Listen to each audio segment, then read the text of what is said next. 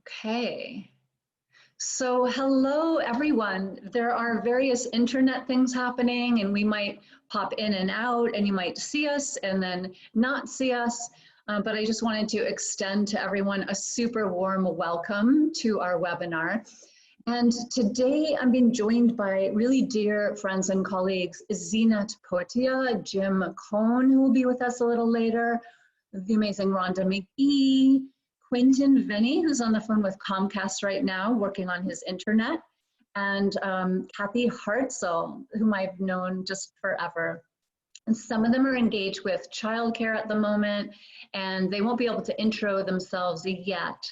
But for those of you that are here, I think Zeenat and maybe Kath, if you're still on speaker, and Rhonda, if you want to just say a tiny bit about yourself and your background, I think that would be really nice. And then for the panelists who aren't yet here, you could do that a little bit later. So welcome and introduce yourself in your own words. We're very informal today. And then I'll come back in a moment. I'm Zeenat Potia, and thank you both for having me and for your intention of gathering in this way in community. I teach mindfulness meditation in the Boston area.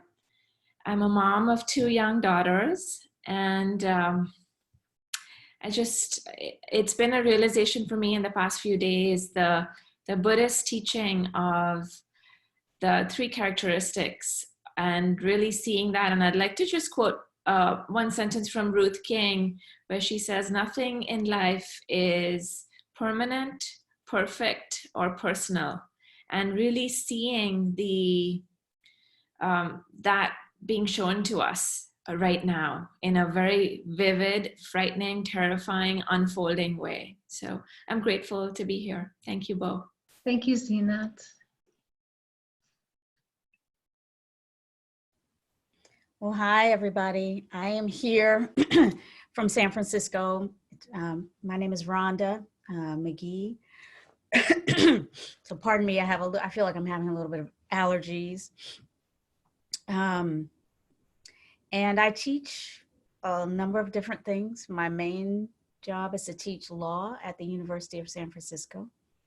And I also teach a variety of modalities of awareness practices, mindfulness, based in the Buddhist tradition, but also secularized and presented in ways that don't necessarily require the full take-up of Buddhism.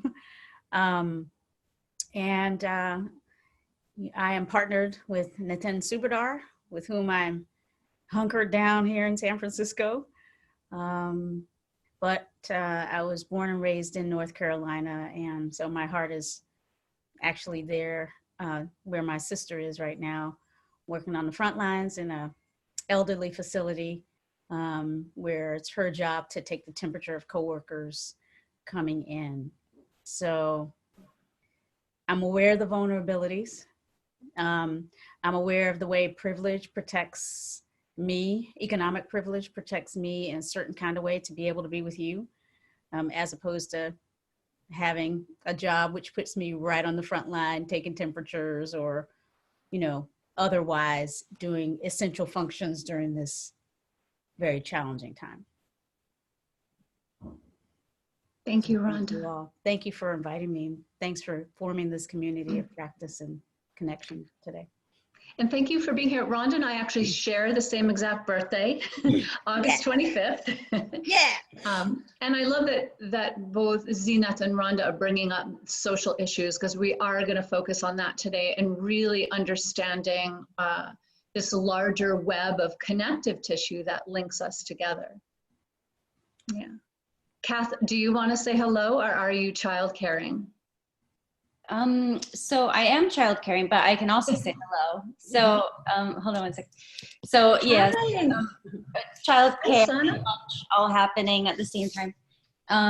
So just saying hello and happy to be here, and grateful for the opportunity to feel connected and Yeah, so I consider myself a student of these practices, which sometimes I teach them, and mostly I just practice them. And yeah, thank you for having this be a gathering place for all of us. Thank you for being here. Do you have anything on your sweatshirt that you want us to read? Oh no, this is just the blank. Because we have messages. So mine is restore, and Rhonda has one. Free hugs! Free hugs for everyone! I love that so Rhonda much. will be asking you where you got that one from. I'm happy to share. We will link to that in the show notes, which will be on a webpage. So let me look. I think I do see a raised hand already. Maybe, oh, hi, Wendy. You can enter in the chat if you have a question. Or if you can't hear us or there's something we need to know before we sort of more formally begin. And you can go right down to the little dialogue box that says chat. I'm not seeing a chat in there. We have to hope we don't break Zoom, because Zoom has had more business in the last 4 days than I think they've ever had, ever. That's true. Or maybe I'll just, let's see. Yeah, go into the chat if you can, Wendy, because I won't be able to easily flag you with all the people that are here. Or maybe it's by first name. Let me go down to the bottom. Okay, Wendy, you can talk. If you want, if you had a question. I saw a raised hand there. Oh, yeah, I'm going to address the recording issues and all of that. No problem. There's an icon that says QA. Don't know about that. So yeah, so thank you all for saying hi. We're going to do that in a more formal way in just a moment. So yeah, let's actually begin. We'll begin to move to that part. So today I just want to let you know what to expect. And I'll say a little bit about that. We're going to blend, and this sounds strange, we're going to blend community and social context along with science and psychology and practice. And our intention today is not to be comprehensive in giving you an educational experience. We're not aiming for polish and perfection, as Zeenat was talking about in that wonderful Ruth King quote, but we're looking for connection and collaboration and nourishment, and sort of finding the ways that even though a lot of you we can't see and we can't be in the same room, we can still connect with one another. And this is also about giving you something to nurture you at the same time, so that you can feel like your cup is full and you can nurture others. And we want to offer information and tools for mental and emotional and social health as well, and then discuss ways to kind of expand and hydrate not only the connective tissue of our fabric as fellow humans, but our perspectives on COVID-19 and its global impact on our community. And that means in a few places you're going to see slides that are maybe unfinished, and I'll be finishing those before we send it to edit. And a quick note that we're just beginning now, but toward the end of our time together today, Kathy's going to offer a connective tissue practice, which will be really lovely, our literal connective tissue, so we can kind of embody in our bodies this idea of the fabric of our shared humanity. So you'll want a tennis ball or a ball of some kind or a washcloth. Now is the time, if you have kids nearby, to send them around looking for that with you. And so we'll do that in our practice later. And I wanted to also just speak to something that's probably clear from the intros, but one thing to emphasize, you know, Rhonda was alluding to the privilege of being able to be here, which a lot of us, the panelists, share. But I wanted to mention that you're joining us from many countries in the world, and we're going to ask you to actually enter in the chat in just a moment, not yet, but in a moment. And those of us kind of gathering or panelisting, presenting, and all of that, we live in the US, and naturally we hold a US-centric English-speaking viewpoint, and that's a particular node of privilege. And so I just wanted to acknowledge that up front. Again, our intention is to come together quickly and with heart, which I feel we are doing, and just to know and acknowledge that our views don't necessarily represent global views in the world, which sometimes in the US we can feel like they do. And we know that going in, but just want to give voice to that. Everyone that is chosen to be a panelist here today is chosen for their tremendous and wonderful presence and for the gifts that each of you bring to the world every day. So some of you are asking, how do you get the information? And just the practical bit. This should be, I think, about 90 minutes long. And the recording won't be available immediately. It takes Zoom a while to process. And then we're gonna actually put out another version that has some new slide insertions. And so that will be available on the webpage I designed, and I'll link to that toward the end. If you're on our newsletter, which I think is how a lot of you came to this, or on our social media feeds, we will all post that as well. So let's hope and hold intention that all of our internets hold up and that Zoom also stays intact. Tomorrow evening, I'll send out an e-news with links to the recording, and that will eventually be up on YouTube on that channel. And those links, again, will be in the chat window. So in terms of practical tools, I think that is, that's about it. Before we jump into what we're going to talk about today further, because I think we already have begun, I just want to acknowledge that many of us, I hope all of us, are engaging in what's called social distancing, with the exception, so you might be able to hear this in my background, that the trash is here, it's trash day. So as Rhonda mentioned, we want to understand that there are people who have to go to work and that are thus putting themselves in the line of transmission directly, and our trash collectors, our food deliverers, our mail carriers are in that position. So if there's anything you can do to reach out to them, to put a big sign in your window, or to dispose of your trash really carefully, I think that's really important to do. So we'll look at social distancing a little bit more and what that means and how we can redefine it together. And then we'll consider the potential for what we can create during this time of really immense and unprecedented challenge, which is a call to our humanity. And because our shared humanity is kind of one of our themes today, and maybe our most important one, I thought we could affirm that together in maybe a new way by engaging in an electronic form of metta, or loving kindness meditation.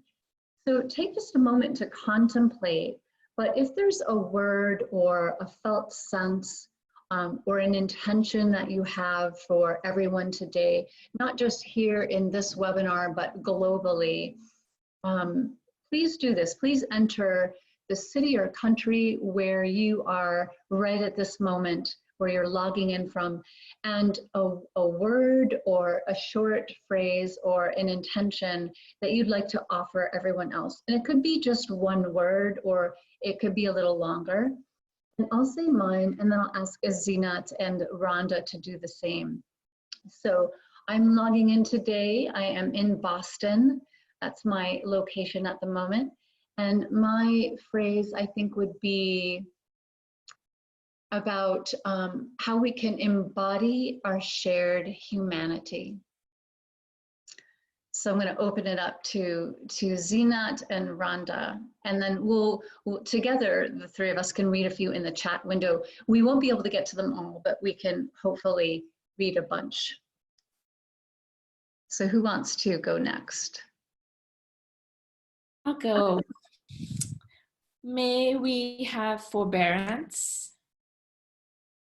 and compassion for one another. Thank you.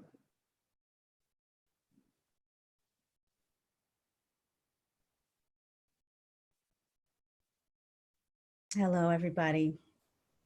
And the phrase that's coming up for me is, may we allow the love in our hearts support us in maximizing the opportunities that are rising in these moments.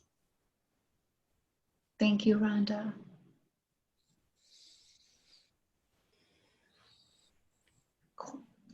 Hi, Quentin. Good afternoon. I think the thing that comes up for me is may we allow ourselves permission to be human. You know, I think right now, because of everything that's happening, we're looking for this level of perfection. And I think right now we need to just allow ourselves to exist in the complexities that make us up. I love that. Thank you. Imperfect, human.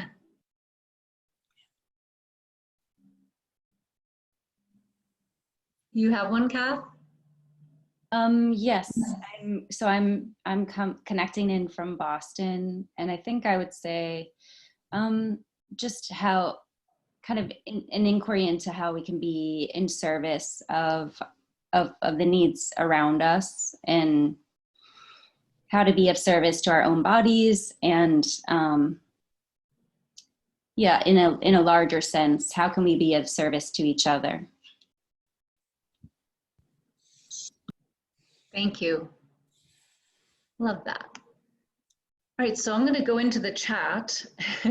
They're coming, so we see Newark, Delaware, healing, Boston, Mass, love, Dover, New Hampshire, connection and community, Peru, ooh, that one went so fast, love, Peru, New York, love, New York City, resilience, Toronto, Canada, contentment, Sierra Madre, California, connection. Let's see, London, community, Austin, Texas, heart connection, Las Vegas, resilience, Easton, Pennsylvania, peace and calm. If anyone else wants to get in the chat with me, you're welcome to dive in. I'll get in both. I see Cambridge, Massachusetts, gratitude. Seattle, Washington, gentleness and open-heartedness and compassion. Minneapolis, exquisite gentleness, courage, and flexibility. Toronto, Ontario, resilience. Vermont, respect. Douglas, Massachusetts, compassion and peace. Milan, Italy, individual action for the benefit of the collective. Beautiful. Anybody else would like to jump in? Rhonda?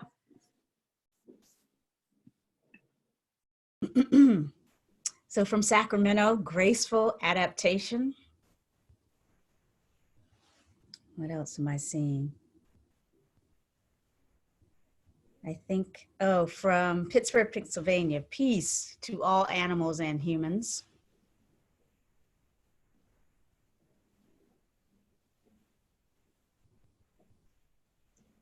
I saw a few, I saw London, community, Athens, Greece, gratitude and courage, and West Sussex in the UK, courage, clarity, and compassion.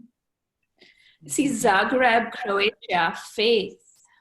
Oh, I love that. I see Los Angeles, California, meaning and mystery.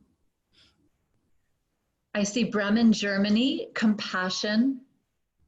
Miami, compassion, hash together apart.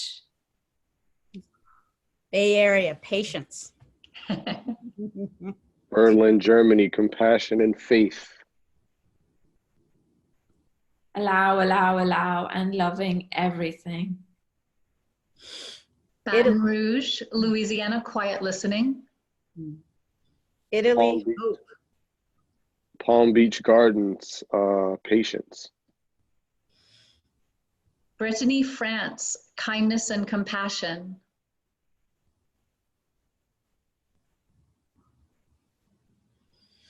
Hanover, Ontario, Canada, peacefulness. transformation. Wichita, Kansas, grace, joy, and healing. Portland, Maine, kindness. May we be kind to ourselves. Winnipeg, Canada, connection. And Whitstable, Kent, England, to be held.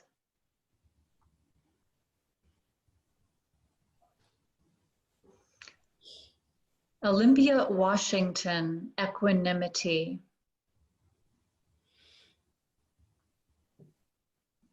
Okay, so for those of you still entering, you can continue to enter, and afterward these will be visible. And I want to just thank all of you and take a moment to let these wash over us and move through our bodies. And really feel these loving and heartful intentions from people that you've never met in person, people from all over the world. And as you breathe those in, you can really feel that you are not alone. And this awareness of others and of our response to them, and kind of just noting what effect does this awareness of others have on your mind. It can help keep you calmer and more connected. It can be balancing to the nervous system, which is that electrical system always kind of running beneath the surface of our awareness that historically, and especially now, can really scan our outer and inner environments for signs of danger. And for a lot of us can be in kind of a fight or flight. So really kind of noticing the impact of acknowledging our togetherness, our globalness, and of sharing intention for humanity. And as we do that, I want to acknowledge that self and self-care and other and community care are really not a binary. And they're part of the same kind of sphere of care.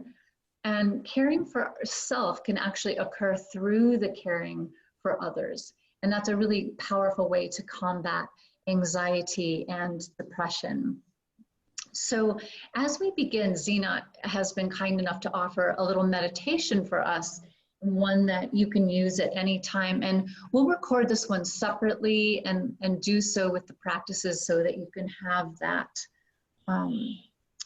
and practice on your own.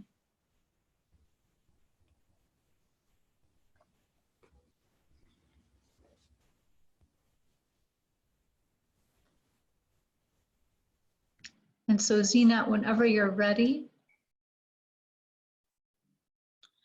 So beginning, thank you both. I'm hearing an echo. Do you hear it? I don't know. Okay, good. I think it's fine. All right. So just coming into a very comfortable seated position. If you're seated, then upright with feet grounded, hands resting in your lap. You can even, before you rest your hands in your lap, just allowing the shoulders to drape. You could drape them so that they're nice and open.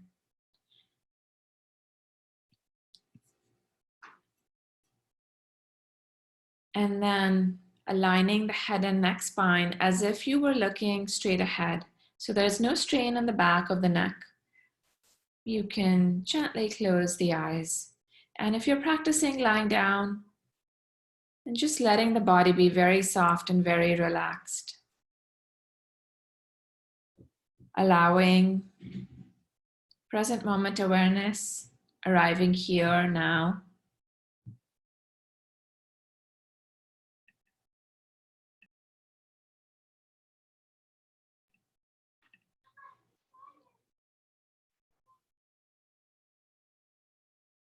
The three intentions for our sitting today are, the first one is to allow the body to be soft, very, very soft. So softening the jaw, cheekbones, relaxing the muscles around the eyes. Let the belly be soft. If there's any tightening or gripping happening in any part of the body, is it possible to release, to relax? Second intention is to let the heart region be tender. So let this area around the heart center be flooded with tenderness. Noticing if there's resistance or tightness.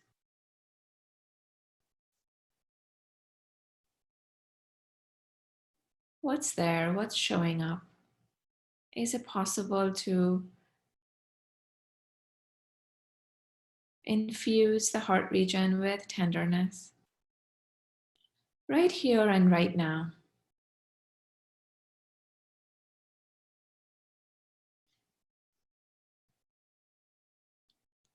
And the third intention is just one word. And just allowing that word to land within your heart, mind, body system. Open, open, open.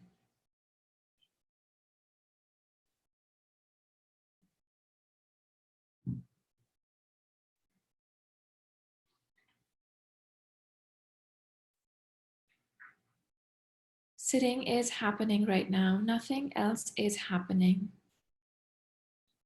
Feeling the body breathing, alive, now. If the mind leaps out to a thought, a strong feeling, a memory, a worry, very gently inviting it back to the here and now. And doing that over and over again, very gently.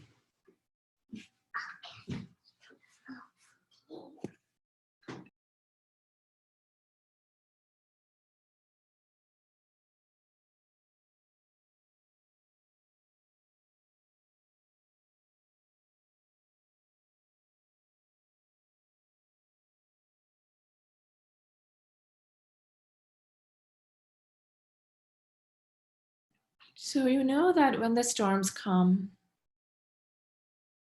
that they do eventually pass, but when you're in the midst of a storm, it can be helpful to anchor into the present moment. And one simple way to do that is to just feel the support of the ground underneath you. Connect into our mother, to the earth. Your feet are being supported. Our bodies are being held, always. So letting the muscular effort release a little bit and just feeling that support, feeling that connection. Resting in our collective humanity, as Bo says, our interconnectedness. That's always here. So continuing to practice, I'd like to offer this short poem by Kabir. I said to the wanting creature inside me, "What is this river you want to cross? There are no travelers on the river road and no road. Do you see anyone moving about on that bank or resting? There is no river at all and no boat and no boatman. There is no tow rope either and no one to pull it. There is no ground, no sky, no time, no bank, no ford. And there is no body and no mind.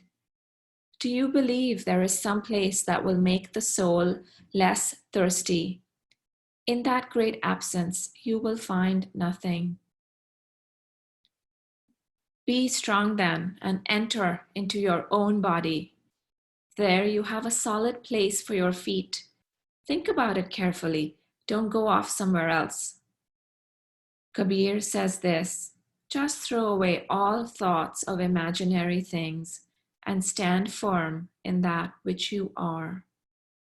Be strong then and enter into your own body. There you have a solid place for your feet. Think about it carefully. Don't go off somewhere else. Kabir says this, just throw away all thoughts of imaginary things and stand firm in that which you are.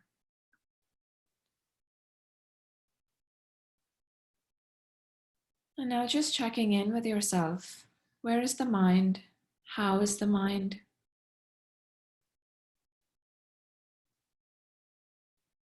putting an arm around yourself of support, of tenderness, of softening, and then opening, very gently opening the eyes.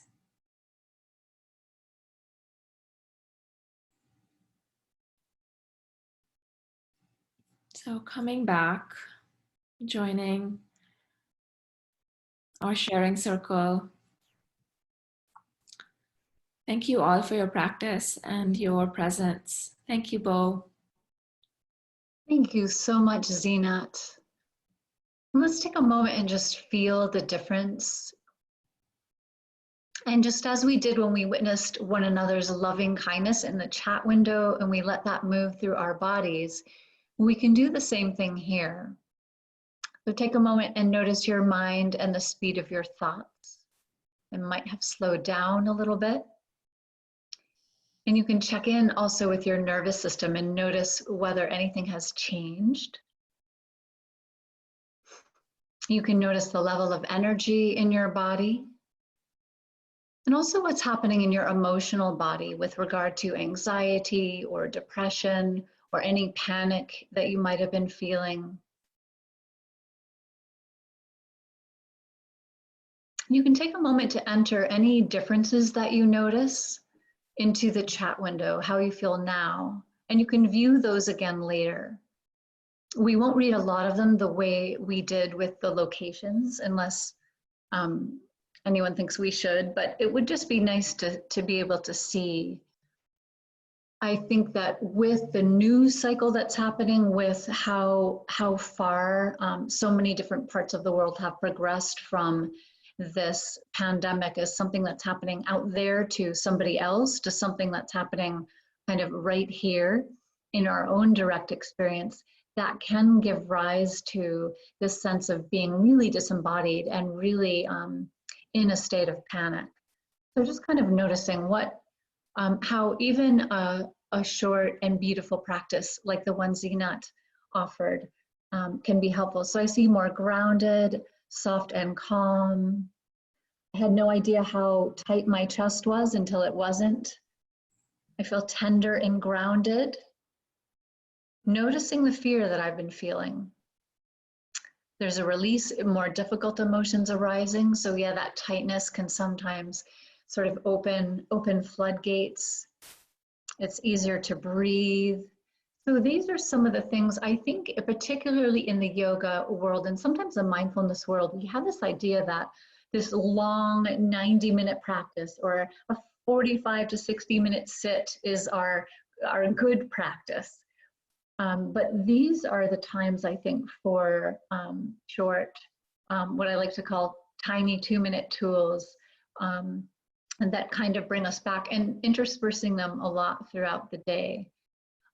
So really noticing that even a small practice can make a really big difference. And that our nervous system really benefits from not just one practice at one time of day, but intermittently checking in with our bodies can really recalibrate things a little bit. So I want to check in with Zeenat, with Quentin, Rhonda, see if you have anything you'd like to add before we kind of dip into maybe what could seem like more structured material. You're welcome to, but you don't have to. And Kath as well. So I just wanted to offer gratitude again for the practice, for this moment of, what I tend to think of sometimes as like, these organic arisings of community. May never meet like this again.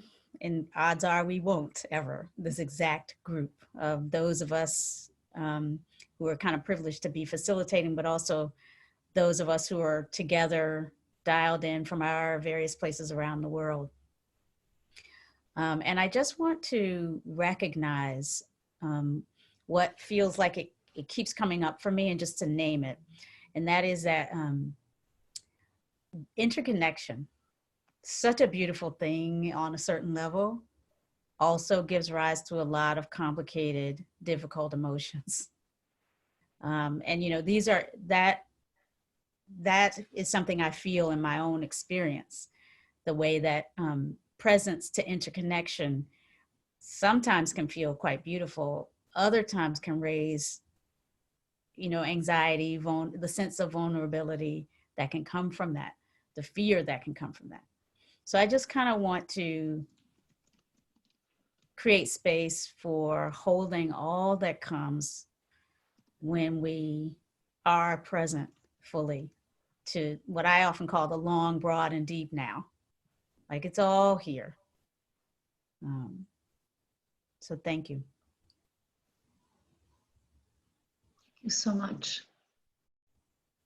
I just wanted to extend a debt of gratitude as well, you know, just for having the ability to be in communion, you know, having the ability to share, to learn, to teach, to exist.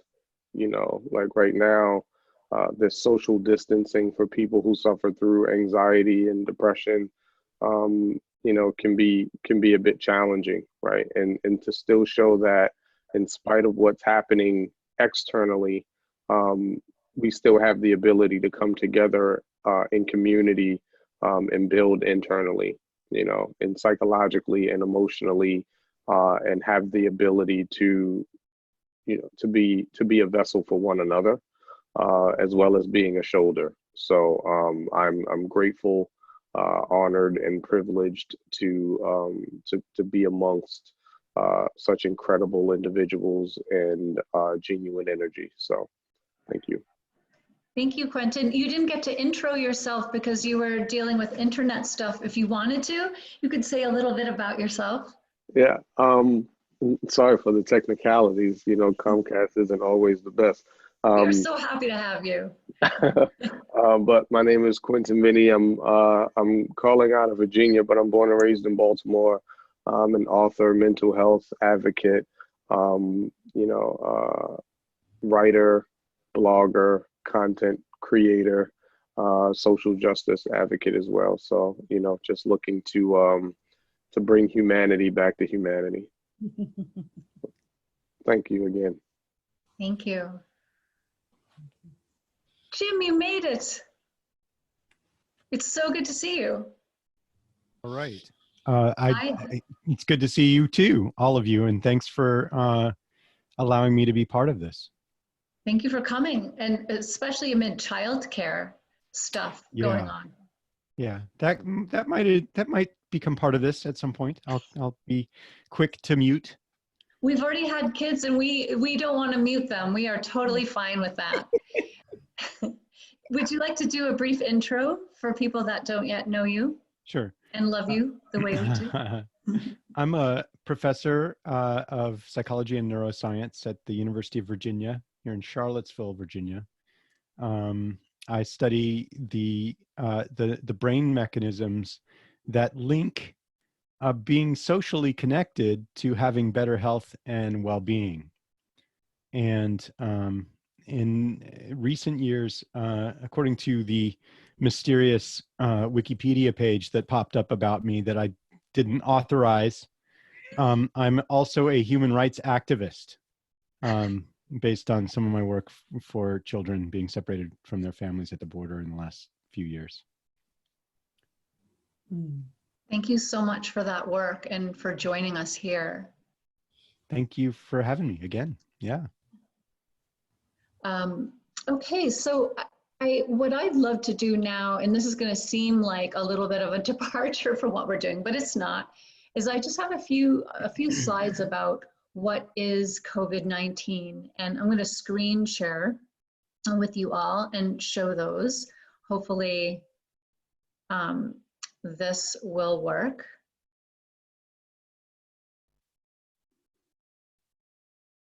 And so I'm just going to look at the background because I think there's some striking elements that are echoing some of the themes of our common and shared humanity that have to do with the background of the virus. This will all be available to everybody afterward. and then any of my colleagues can chime in at any point. So we're going to be super casual, even though this can seem a little bit linear. So what is COVID-19? It's a novel viral disease, and that means that we don't yet have human immunity. And it's a SARS-2 disease, so that stands for severe acute respiratory syndrome. I think there are going to be some really interesting findings that have to do with mind and body. SARS-CoV-2 is the virus, and COVID-19 is the disease that virus causes.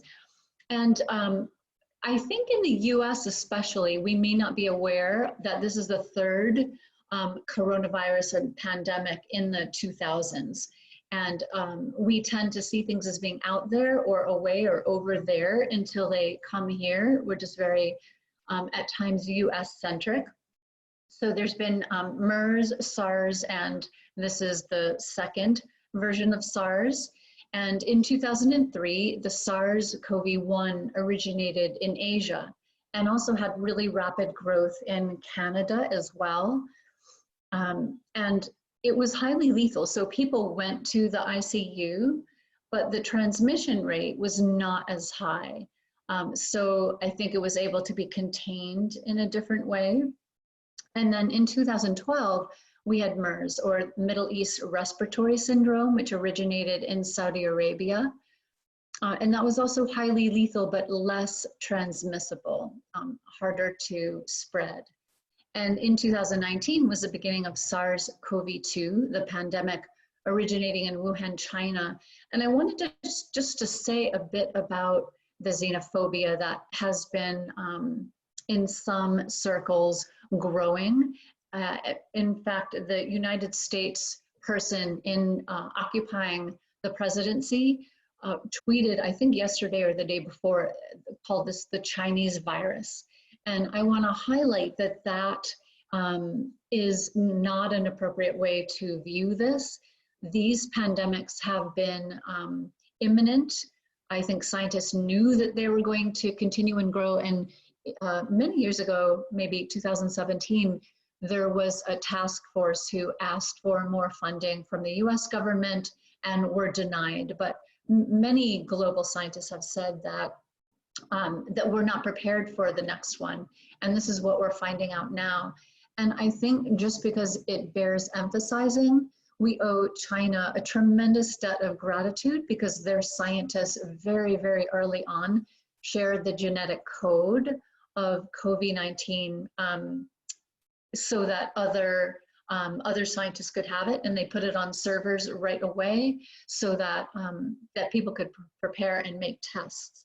It was just that, again, I think we tend in developing countries and people with multiple nodes of privilege to think, oh, it's happening to somebody else, or it's happening just in China.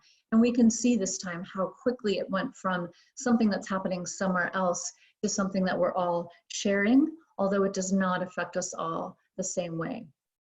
So the big concern here is that there's a less lethality in certain populations, but that it's coupled with a really high transmission rate. It's very transmissible. Some of the people that are most vulnerable are individuals over 70, people that have underlying heart or lung disease, other diabetes, other disabilities, and then healthcare workers as well. And then, of course, people coming into contact with lots of other people because they have to work, people in soup kitchens, people that are picking up trash.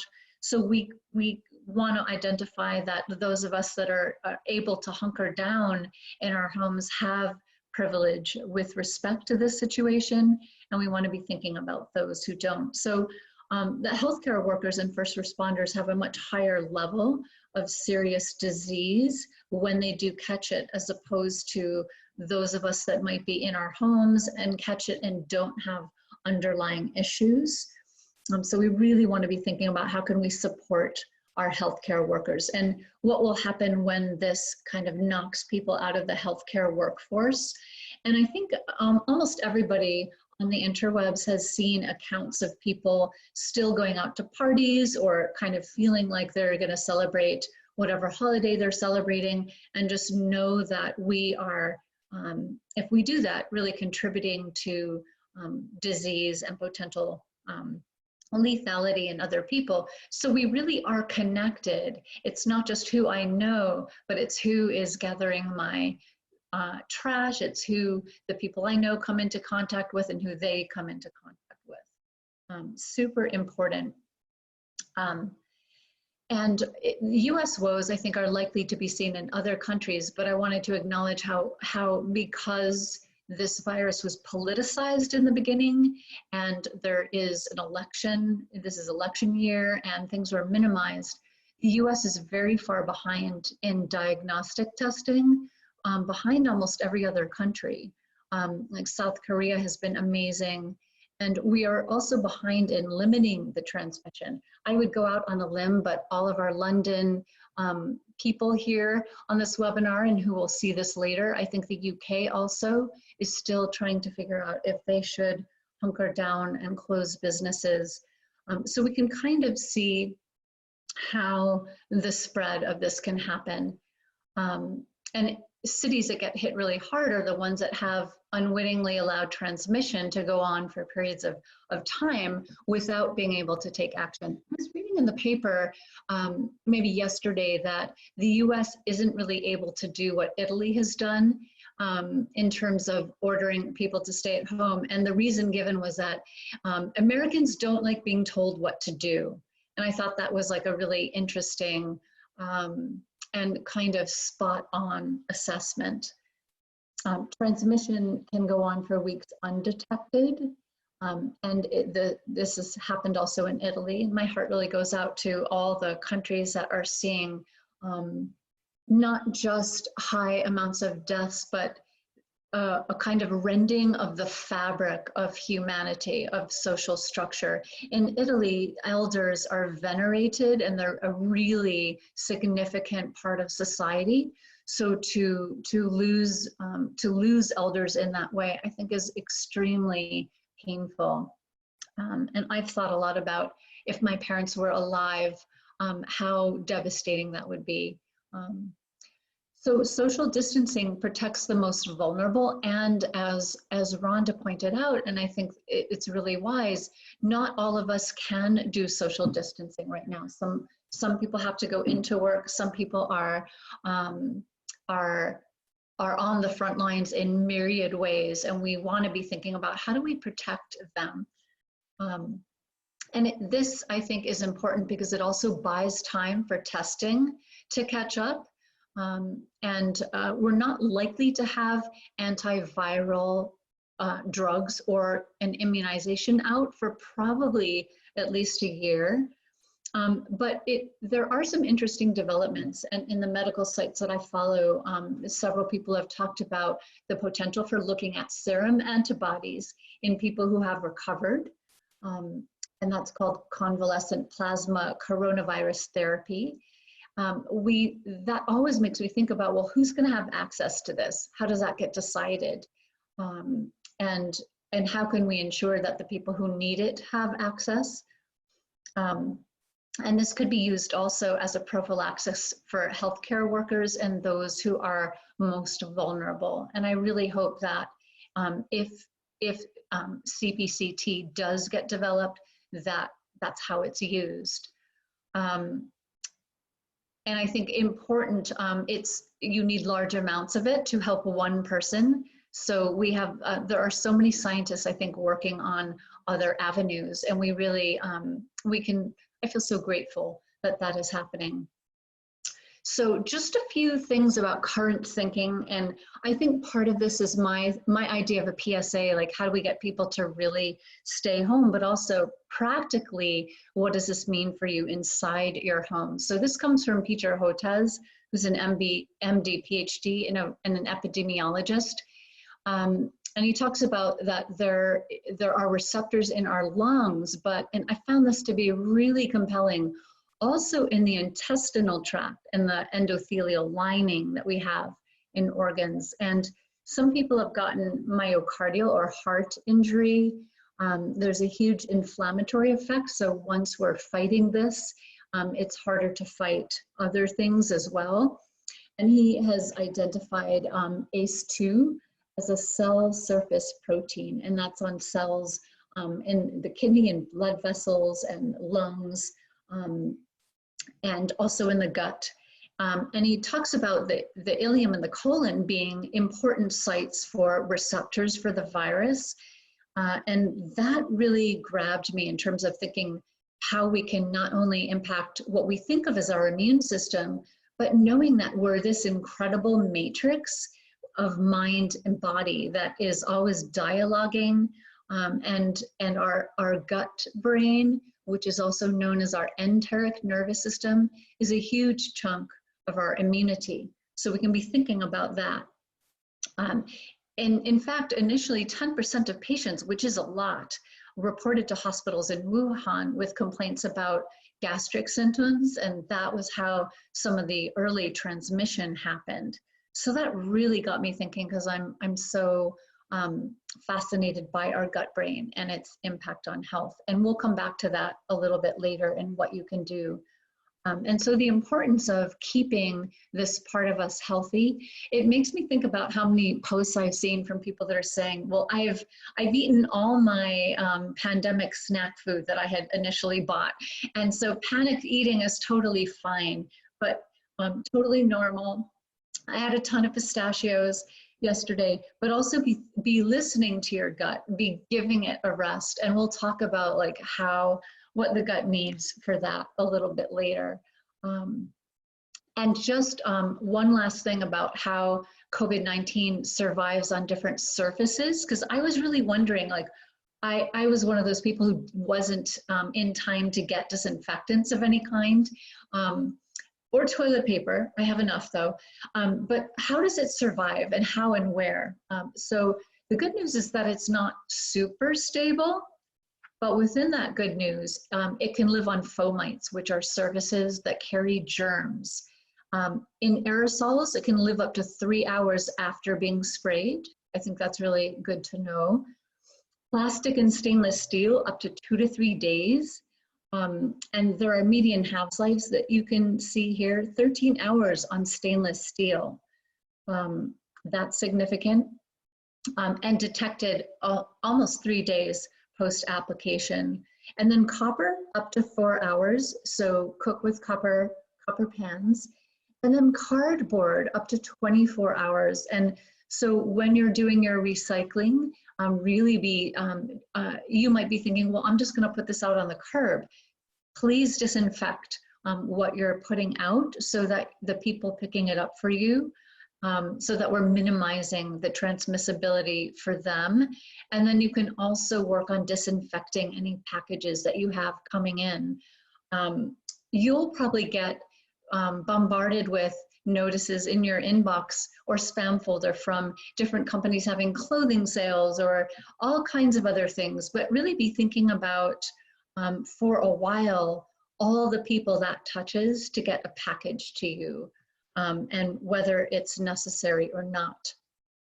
And then, one last thing. I wanted to talk a little bit about the interconnectedness of humanity and how that relates to causality here. And there was this amazing article about the ecology of disease and how pandemics really are not something that happens to a group of people somewhere else, or somebody actually starts something. But most epidemics, including AIDS and Ebola and West Nile virus and Lyme and Sars and hundreds other pandemics, are the direct result of what we're doing to nature. And I feel like this is something that we also can acknowledge as part of the fabric of our shared humanity. 60% of emerging diseases that affect humans are zoonotic, and that means that they originate with animals. And Peter Daszak, who's a disease ecologist, talks about how in the last 30 to 40 years, you have this change due to encroaching into wild lands and deforestations and other changes that are really impacting the spread of disease. And we can see that as a direct relationship to what we're doing to our climate. And in the last 50 years, these emerging diseases have quadrupled. And I think that's a significant growth. And one study had shown that only a 4%, that we think that as only because it's a small number, in deforestation, an increase, results in an almost 50% increase in malaria, because in deforested areas that are really moist, mosquitoes will thrive. So that's something for us to be really looking at alongside. I think it's part of any movement in social justice and equity that we're making includes our environment.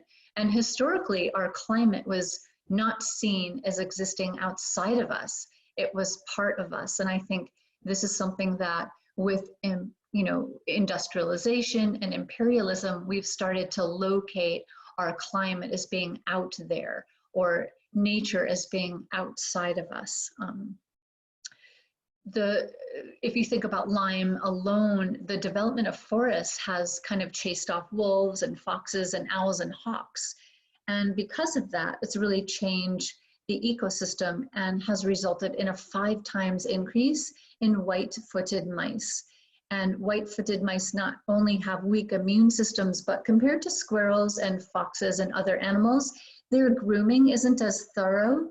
So when they scratch and groom, I'm thinking of like all the things we think of as cute, they're actually not able to get off pathogens and invaders like ticks as much as other animals can. And so we know that human and animal and ecological health are inextricably linked together. And I think we're going to start to see and understand that more and more. And so I just wanted to highlight, this is not in the article, but a kind of a thought that I had, that our shared humanity extends really well beyond what we often think of as this quote unquote, human life. And 20 other countries are working to develop early warning systems for zoonotic outbreaks. And just to kind of highlight that this article came out in 2012. And this is something that we've been knowing for quite a while. And particularly with the current US administration withdrawing from the climate accords and all of these other things, it directly impacts our health. We are really one web of humanity. So having said that, I want to kind of open things up now to thinking about COVID-19 and our social body. And Jim and Zeenat and Quentin and Rhonda have been talking a little bit about social distancing, why it can be hard, who it might impact the most. So I'm going to stop screen share so that we can get to that. And I'm going to mute myself.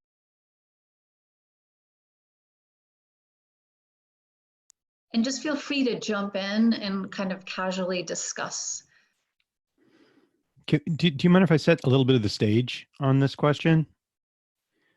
One of the things that is not always perfectly appreciated about humans as a species, Homo sapiens, is just how social we are. So I'm going to try and put it in perspective for you a little bit. One of the things that you can do as a behavioral ecologist is ask of any species, what is the habitat for that species? What is the ecology to which a species is adapted? And it turns out when you ask that question of humans, it's particularly difficult to answer. We're everywhere. We eat everything. We live in every climate on Earth. We've been to darn near the bottom of the ocean, and we've been to the moon. How have we done that?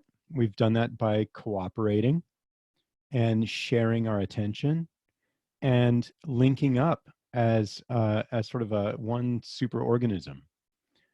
And what that really means is that we transcended a specific terrestrial environment and became our own environment. We sort of turned inward and became our environment for ourselves. I'm seeing people's videos, just by the way, go away. Bo, yours is stalled. So I'm wondering. No, that's just me wanting to let you have total center stage. Nothing to worry about. Got it. Okay, so if you think about a salamander, for example, a salamander needs an environment that's, cold and dark and moist. And if it doesn't have that environment, it starts to die, which is why if it's outside of that environment, it goes back to that environment. That's the environment that its body is very specifically adapted to. Humans have adapted themselves to each other. So we are each other's ecology more than any terrestrial environment on the planet. And that means that if humans spend time apart from each other, and we know this from decades of research, but also many millennia of religious texts and poems and on songs, that when people are alone, they die. They're more likely to die of anything, no matter how old they are or where they live, what culture they inhabit. This is about being human. So when you think of it that way, you realize that our social behavior is an ecological niche that we occupy. Our behavior, our smiling at each other, our holding hands, our desire to fix the barn together, raise the barn together, or come together in times of trouble and trauma. These impulses that we feel are an ecology. They're not just some peculiarity of the human species. And many other species have evolved to inhabit our social ecology, the ecology of our social behavior. So dogs, for example, have changed their evolution in order to specifically adapt themselves to human social behavior. And one thing to understand about viruses, like COVID-19, is that it has done the same. It is adapted to us. It is adapted to us. It flourishes because of the same environment that allows us to flourish. And this puts us into a real pickle, which is part of what we're having this conversation about. Because the only way for us to effectively fight this virus is to completely go against our nature, at least when it comes to physical proximity. And everybody knows this, but I guess what I really want to do is emphasize just how much this is true. It is really contrary to our nature to be doing what we're doing right now. And it's really contrary to the virus's nature. If you, would like to think of the virus that way, it is part of nature. We are an environment. It has adapted itself to that environment, so we have to take its environment away. And that's part of what we have to figure out, is how to do that without suffering too many or too much of the negative sequelae that follow taking ourselves out of the environment to which we're adapted. We're like asking that salamander, that proverbial salamander, to go out in the sun for 4 months and try to survive. Okay, so that's all I had to say in terms of setting the stage. Thank you, Jim. Thank you so much. And anyone else who wants to can jump in. I love this idea that the virus is doing its thing as well. And I think that's just a beautiful concept. Yeah. So what do we do? I mean, we have to isolate ourselves. Social distancing is the most important thing we can do. There's really almost nothing more important than that.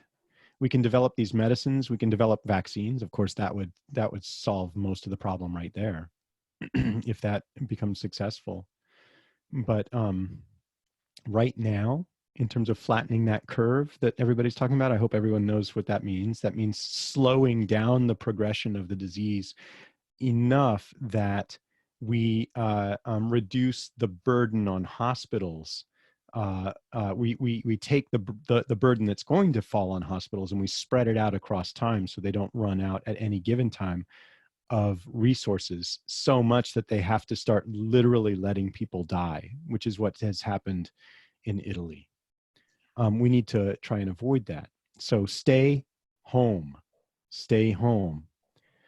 Now, once you're home, what do you do? Yeah. And we do have these remarkable tools, and people are talking about things like, you know, we're doing this meeting over Zoom. People are talking about doing Zoom meetings, FaceTime, scheduled telephone calls. All of that is great. Going for walks, but I think there's more we can do too. And I'm really conscious of dominating this conversation, so please, someone else jump in.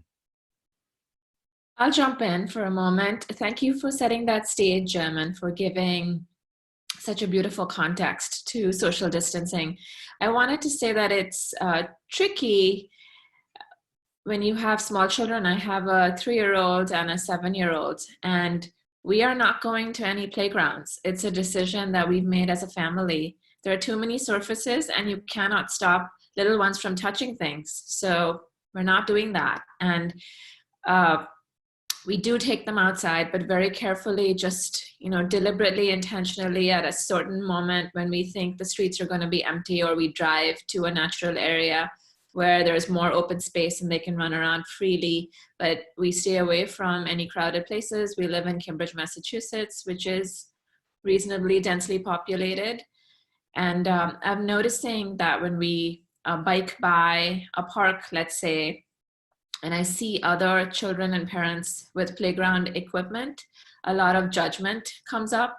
It's interesting to watch, you know, this kind of feeling of self-righteousness, and just noticing that flavor that we are making decisions for our family. And I certainly think we all need to do this, but just for myself, noticing how energy drainage happens when it doesn't need to go down the path of judgment. And so trying to protect that a little bit. And then we have an elderly neighbor who lives alone, and our homes abut one another's. But a top floor window, one could open up the window and communicate and just have some eye-to-eye contact. And so we found that that's been really nice. And my children refer to our neighbor as Uncle Marty. And it's just really lovely that you can find creative ways to connect without being in physical proximity with one another. So thank you. I love that you mentioned the word creativity, because I think that's what this moment is going to be continuing to call for. As I was listening, as I was taking in the slides, I felt my body shifting further and further away from that very grounded place that I was reflecting on while we were naming the things that we hoped to bring forth. And so I guess I would just invite myself out loud in case it's helpful to any of you. Also listening to Jim, it's like something so true and in some ways beautiful to hear about the adaptability of the virus and how we need to change the environment, while at the same time acknowledging that these truths are complex and that they don't feel good in our bodies. So I'm noticing that I need to make space to hold the reality without shifting into that alarm, panic state that I feel is, you know, some on a low level, very familiar at this point, taking in the news and just trying to stay informed, but knowing the difference between being informed and being dysregulated. So I'm inviting myself out loud just to drop back into the voice from your meditation, and some of the flow of words that came through, because not to paint this as a pretty picture, but just to kind of merge those two things together, and to say out loud that I noticed that I was distancing myself from from the place that I was before. And I think our work will be to merge those two places together in our body, to integrate our ability to stay in the work that's called for right now, and to also stay in our bodies and in the qualities that we know we carry inside of us.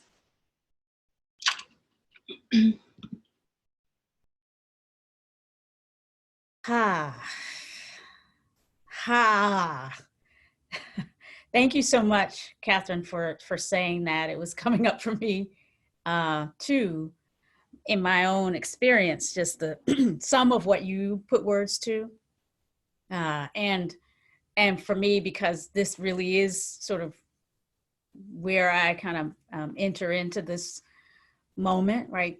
Practicing and, you know, working in my own life and with others to integrate.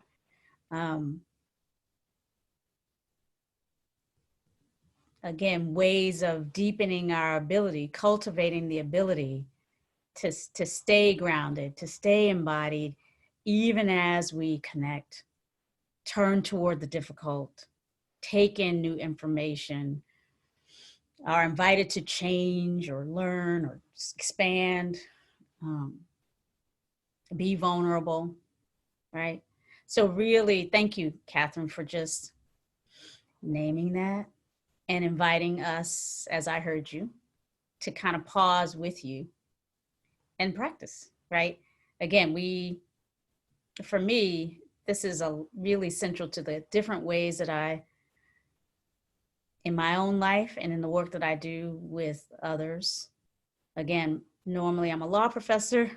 I'm on sabbatical right now. I've been going around had the benefit and privilege this past year of talking to people about a book that I just wrote called The Inner Work of Racial Justice, healing ourselves and transforming our communities through mindfulness, through these awareness practices, through compassion. And so just to say that for me, this is really, really, really why I'm on the call. To really, for myself and as best I can with you, beautiful people on this particular call in this moment, explore ways of doing whatever we might to aid and ramp up whatever we need to do evolutionarily to be able to integrate all of the what is, right? This kind, including ways of holding what could be perceived as threats, right? And neurobiologically more useful through neurobiologically and socially connected, you know, ways of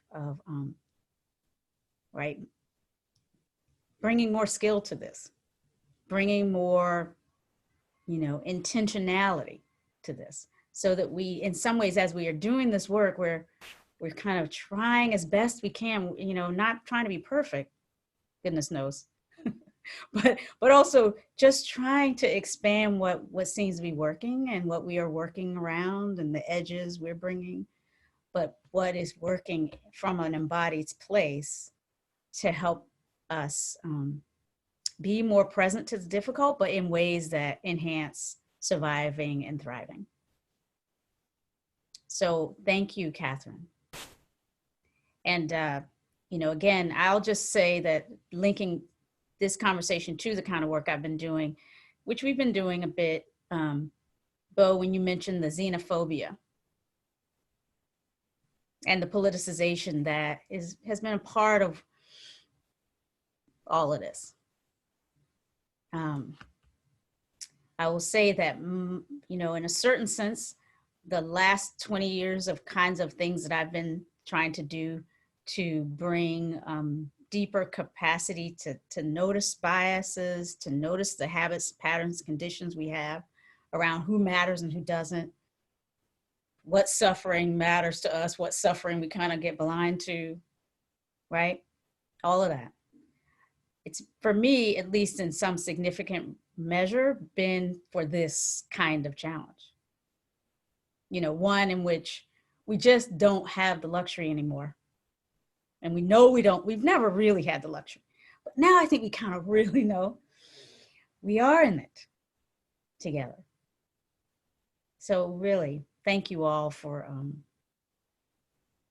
all that you are, all that you are doing in this moment to sort of help deepen our capacity to live together through times like this more effectively. Thank you, Rhonda. And everyone else who's shared thus far.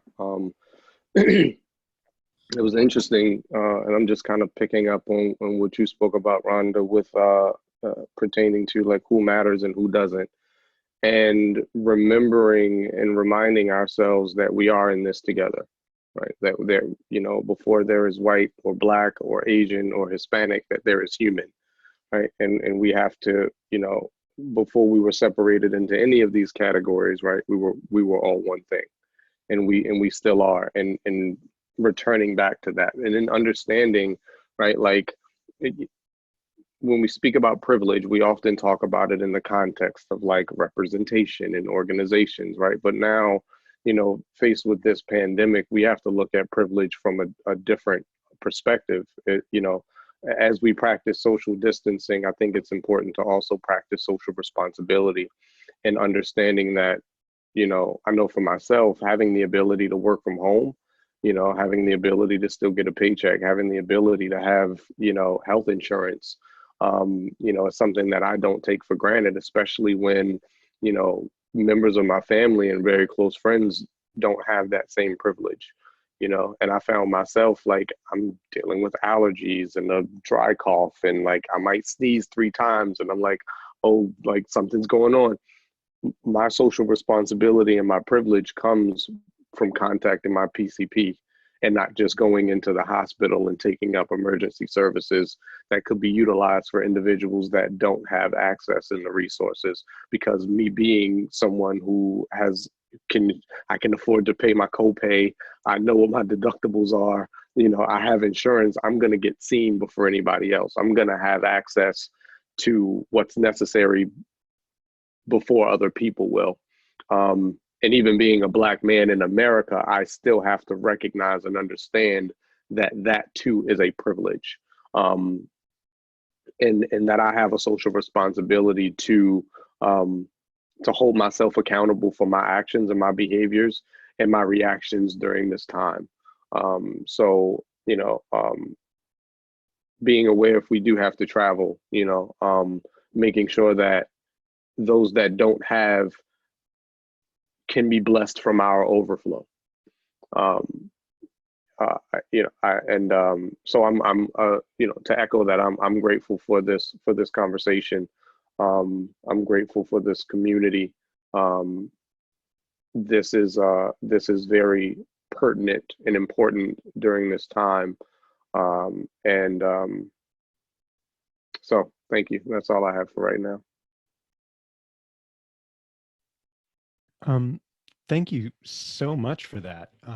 That social responsibility piece made me think of, and from what all of you have been saying, have been making me think of all the different aspects of that social ecology I described earlier contains. You know, it's not just physical proximity. It's not just you and I, you know, cooperating and carrying the table upstairs. These capacities that create the ecology that we all inhabit, and that in fact the virus has adapted itself to, they include things like altruism and generosity. We have a basic human impulse to do the right thing for each other. And here's some science to back that up. If we put each other under cognitive load, if I say Quentin has to decide whether to cooperate or not cooperate, but he only has half a second to make the decision, or I make him really busy mentally before he makes the decision, chances are excellent that he will default to cooperate. Chances are excellent that he will default to giving a resource that he has to someone else who might need it more.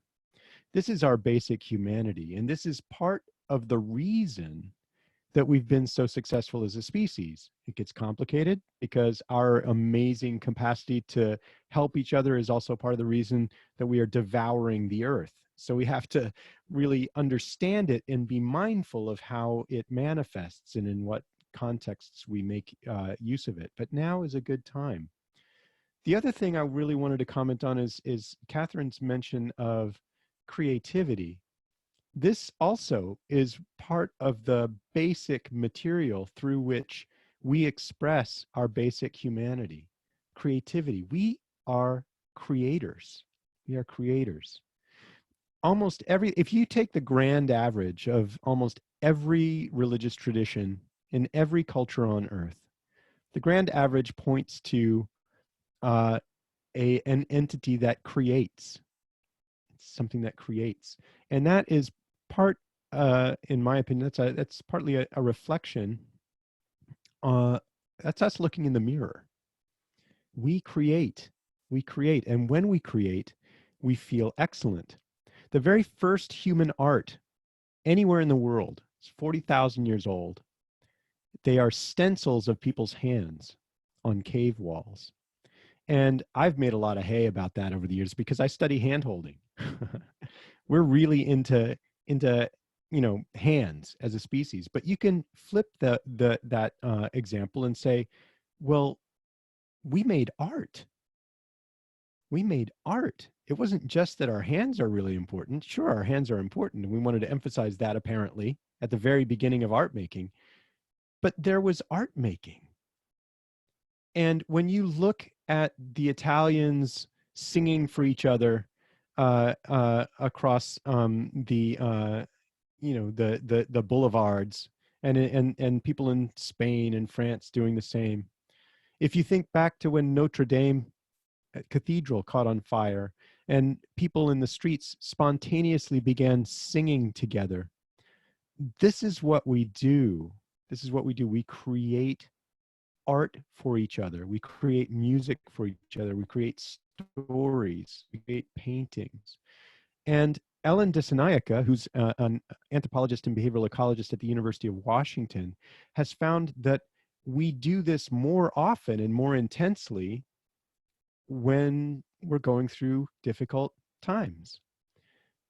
It probably has an evolutionary story behind it. Part of the reason, again, that we've been so successfully a social species and done such a good job of surviving and dominating this poor old world is that we create art. Now, I don't really intend that to be just a purely intellectual, like that's interesting.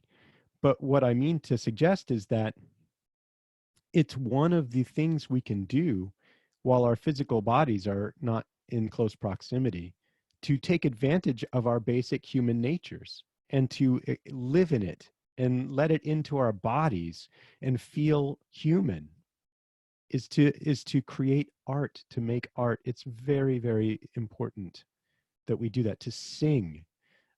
I make my classes sing. I make my undergraduate students sing in class, and they come in expecting a neuroscience and evolution of social relationships class, and then they wind up having to sing together. We do rounds, and they all bond very intensely after this experience, this particular class section. And we wind up taking selfies and the whole thing. And the reason that happens is because we became, now Dana Menlove is writing in the comments, I leads to we.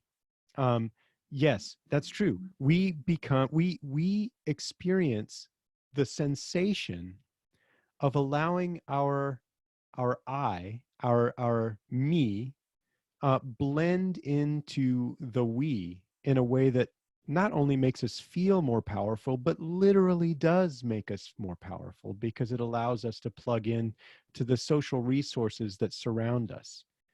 And one of the things we need to do as we're going through the emotional trying times that we're going to be going through in these next months is, again, to tap into that essential human capacity in ways that fill us up and fill up our neighbors.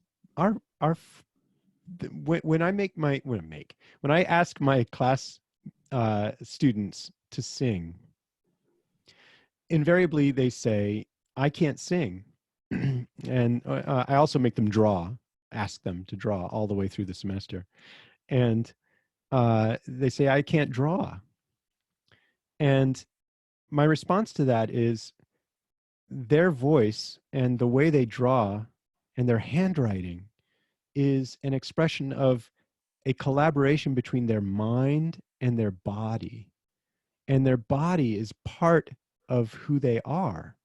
And when they express things with their mind and their body, their whole self becomes part of what gets expressed. And we recognize that in others and in ourselves when we exercise it. So it's silly to say you're a bad artist or a bad singer. It doesn't make any sense. Is one bird a better bird singer than another bird? No. Picasso said that if you want to understand your style as an artist, anyone in the whole world wants to understand their style as an artist, they should notice the difference between a circle and their drawing of a circle. Right? Draw some circles, people. Makes me think about what you alluded to, Jim, in terms of the videos we've all seen from Italy, where you have a saxophonist, playing to all the people that are on their balconies. And the activist Sean King had shared that on Instagram. And it was really touching because he said, what is my instrument? What is my instrument? And I think that's a call to each of us to really contemplate, like, what's my instrument? What do I have to offer? What can I creatively make and share and create? And the other thing that all of you have been talking about that comes to mind for me so intensely is that our physical body is part of a larger social body. And one of the things that I work with and research so much is what embodiment means. And one of the things I think that we can take refuge in is the fact that our embodiment actually helps us in times like this. It's this idea that Kathy talked about where we'll lose awareness, we will maybe go into panic, or we'll be in a situation where we're panic scrolling, or when we have to read or understand something that is painful about the virus, about transmission. And it's not about perfect embodiment, this idea that we're always embodied and grounded and rooted in our body, but it's, can we actually hone and fine tune the ability to switch between our outer directed awareness and our internal directed awareness, as almost thinking about that as a symphony. And I wanted to mention interoception and the research that's being done on interoception and social development. And I'll pop some slides in later, but I wanted to just describe it in a very general way. Interoception is, you can think of it as mindfulness of the body.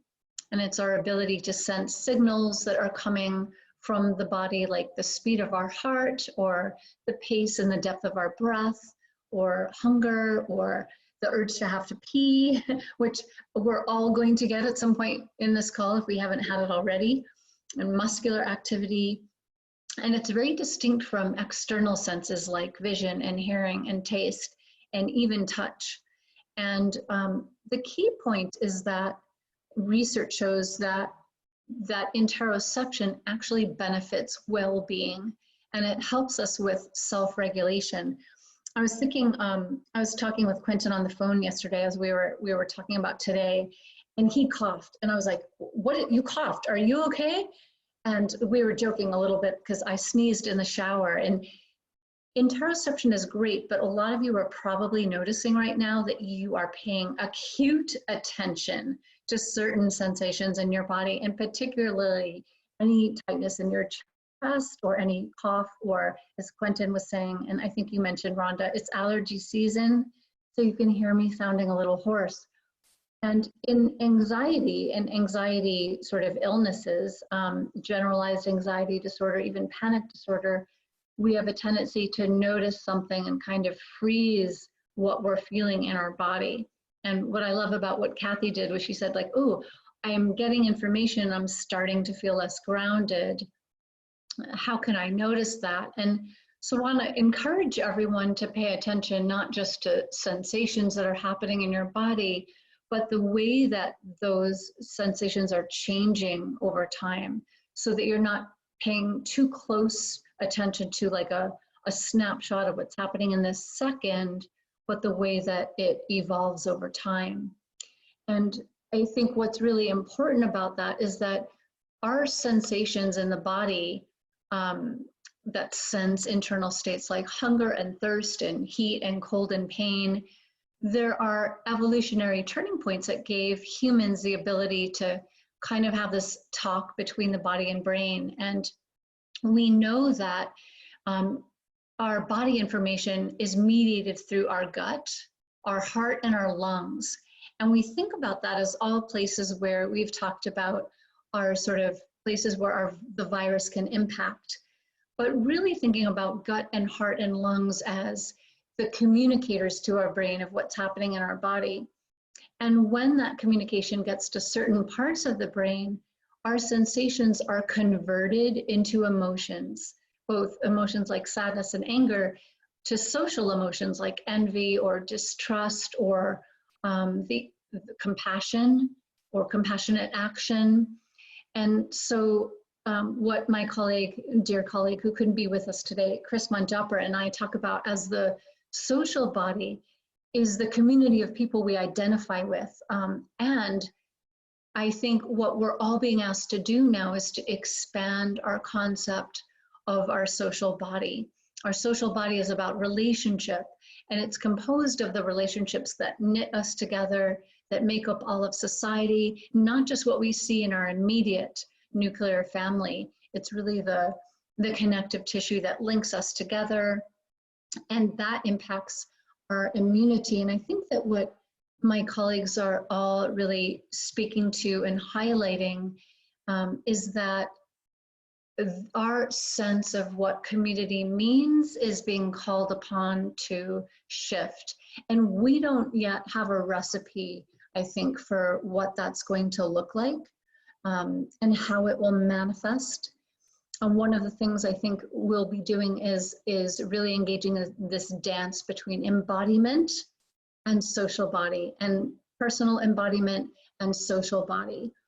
And I just want to say that the research on interoception and embodiment is that it benefits us during times of social distancing and social isolation. So I want to highlight that as being really important in what we're talking about today, and also something that we'll be abdicating and coming back to. And it's a really key part of mindfulness and key part of community. So opening back up to any commentary. I just wanted to say, I'm grateful for you bringing up like GAD and panic disorder, because those are two of the things that I've been diagnosed with, as well as mild to severe major depressive disorder. And, you know, in moments like this is the first time I've experienced in my 36 years anything, you know, of this magnitude that I can recall. You know, and, you know, the past few weeks have definitely been triggering for anxiety and panic and even depression. And I think for me, you know, one thing that I, you know, reminded myself of, which is, you know, one of the things that my yoga practice taught me was to find comfort in being uncomfortable. And understanding that, you know, pain is inevitable, but suffering is optional.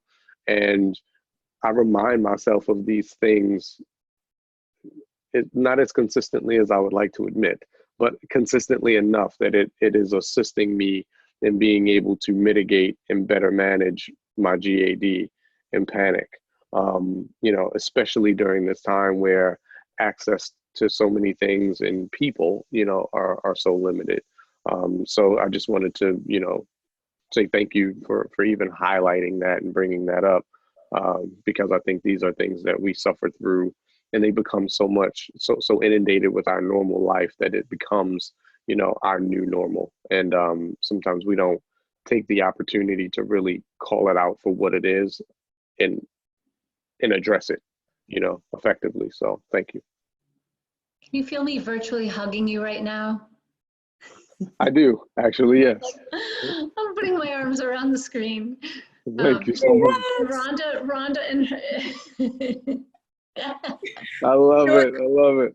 And So I just want to say, I'm mindful of time, my dear Bo, so I can't actually stay on very much longer. So I don't know if we're going to close in some official way, or we all have to sort of just start shifting out when we're running out of time. But if we are going to try and close in some intentional way, I'd love to be a part of it. So I just want to check in with you, Bo. yeah, how much longer do you have, Rhonda? Well, I'm about at my time. So maybe what we'll do, if others can stay, is that we'll keep going just a little bit longer. We are past our time, but because this is recorded, people will be able to watch it. But do you want to offer, one of the things I was going to do is to, in this, we'll put up slides and we'll have how people can follow you, how they can purchase your book and catch you on podcasts. I've learned so much from you. So the inner work of racial justice will be mentioned there too. And yes, I'm holding it up. You can't really see the colors very well, but mostly because one of my readers from Holland recently said, did you choose to cover colors intentionally? Because they show that energy that you're talking about in your work. So yeah, thank you. Thank you so much, Bo, for bringing me in to your beautiful network in this particular way. It's good to see folks that I've seen before and meet new people this way. And I just want to close, and again, as I shift off, and I'm looking forward to maybe looking at the recording later, to experiencing the full close with all of you. In my own embodied sense right now, my own sense is that, you know, we are actually inevitably right now shifting into some new something. A new era is upon us. And so I think if we can see that and see the opportunity for creating some new ways of being alive together and thriving together, then, we can really participate in what this new moment will bring in ways that if we just sort of feel ourselves being buffeted about on the waves of change, we might miss. So really just naming the brilliance of every human being on this call, the ability we all have to have an impact and influence wherever we are. Thanking you all, feeling the deep gratitude that just comes from our shared human inheritance, our shared human ability to connect like this and in so many other ways. Thank you. Thank you so much. Thank you, dear Rhonda. Thank you for being with us.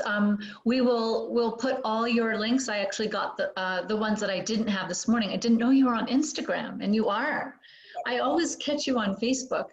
And thank you for inspiring us all, and for this sort of essence of connectedness that I think is inherently you. When we met on a train at a train station in Switzerland. Yes, we did. We did. On our way. Yeah. On our way to a retreat. Yes. And we talked right away. So thank you for popping in, and thank you. I think the essence of who you are is just so nourishing to everyone, and the call to humanity, and also the understanding that we're not there yet. We are in an act of creation that has no form. I think people want form, like, okay, so where do I go and what do I do? And then this, I think, in terms of healthcare and redlining and oppression and all the things in the US, I think this is what we have been trying to work toward looking at. And now we're looking at things very quickly. And so we'll talk a little bit after you pop off about the prison system and how to protect people there. Universal health care, which was seen as this crazy concept up until last week in the US, is now really being thought of differently. So thank you for your presence. Thank you. Thank you. Let's not miss the possible joys of being in this deeper, richer human community. So let's try and feel that together. Thank you all. Thank you all. Okay, so as we go through a little bit, I wanted to, while we're sort of getting bearings a little bit, we are close to the end. I'm going to pop in some research in the slides, and if you're on our newsletter, you'll get the slides, but we'll put them up on our webpage. I'll tell you all how to get that. There will be some slides on interoception, but I wanted to talk about also briefly empathic distress, because a lot of people are in a kind of, those of you that are sensitive, that are empaths, are in a state where you're picking up on suffering, you're overwhelmed with suffering, you feel your own. It's hard to kind of differentiate what's mine and what isn't, and that is likely going to continue.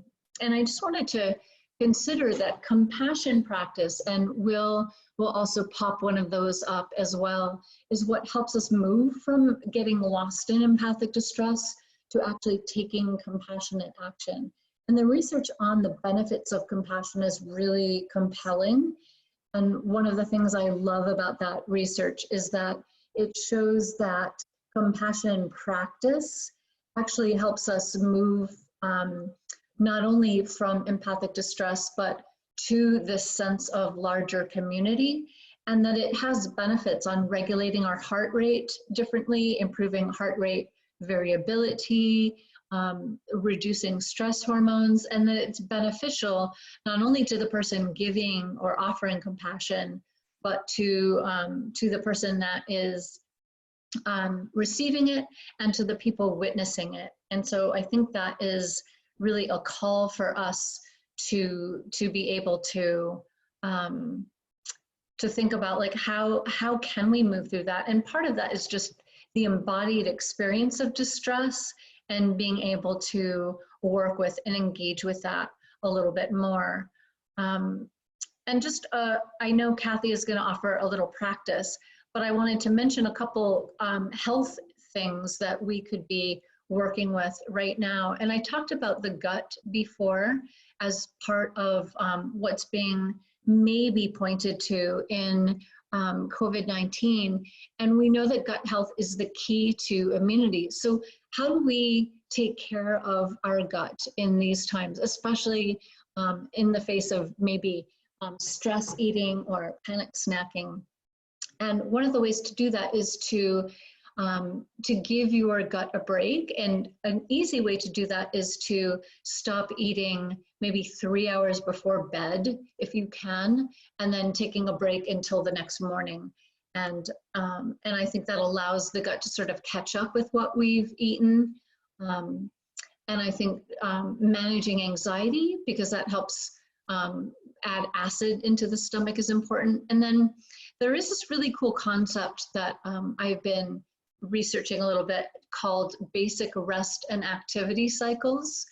And it's this way of taking rest every maybe 180 minutes, taking 20 minutes of rest. I think that it's tremendously important to the gut. And then regular eating, so eating every 4 hours.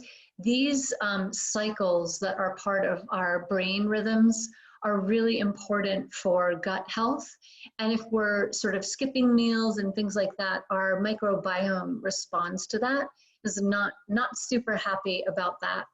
And just a thought about, and we can come back to this, I think it might be helpful for people, but my initial, I was joking with Quentin about this, but my initial response to having to stay in was this idea of, I'm gonna get so much done.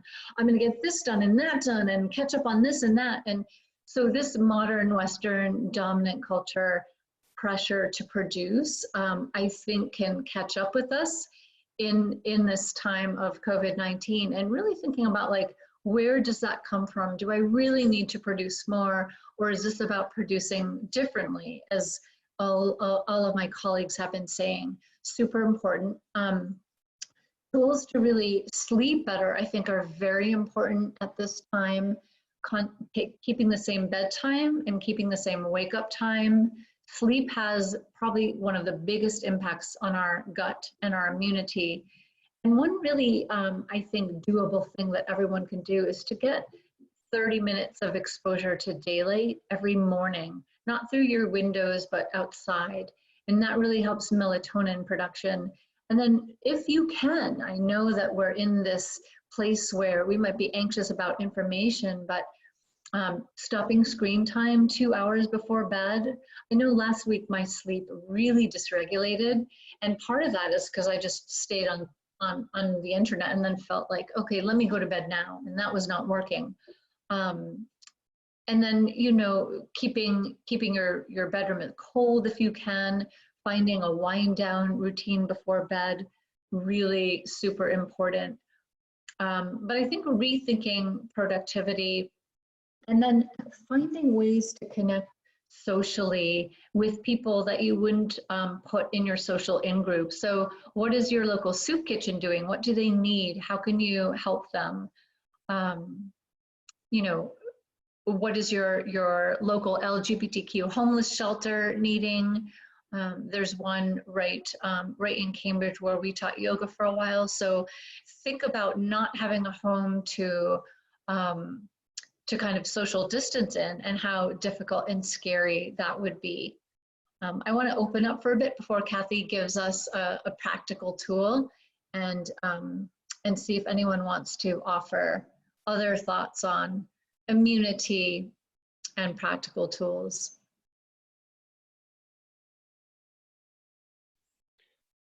I think you covered a lot. I mean, the one thing that for me is someone who suffers with anxiety, and my anxiety is always more prevalent at night, you know, is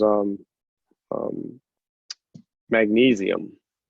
The magnesium supplement. You know, my evening routine would normally consist of like chamomile tea, cutting off electronics like 2 hours before, taking a nice hot warm shower or a bath, you know, taking that magnesium tablet with that chamomile tea, putting myself in a space of relaxation, in a mindset of relaxation, then pick up a good book, you know, something that I'm interested in, something that I'm either thriving toward or you know, just need some inspiration. I'm a, you know, big inspiration book kind of guy. And then that sets the precedent for how my evening would go. And then the book would help with like the dreams, you know, so that I'm having like positive dreams, you know, at night, which lead to a more prosperous, you know, morning. As well as, you know, I've adopted recently a gratitude practice. I think if, you know, if we primarily in the morning and then at night, and I have my children doing the same thing, because if we focus on the things that we're grateful for, you know, we'll get more things to be grateful for. But if we focus on the things that we have less than, then we'll continue to have things that are less than. You know, it's like what we focus on grows, what we focus our attention on manifests.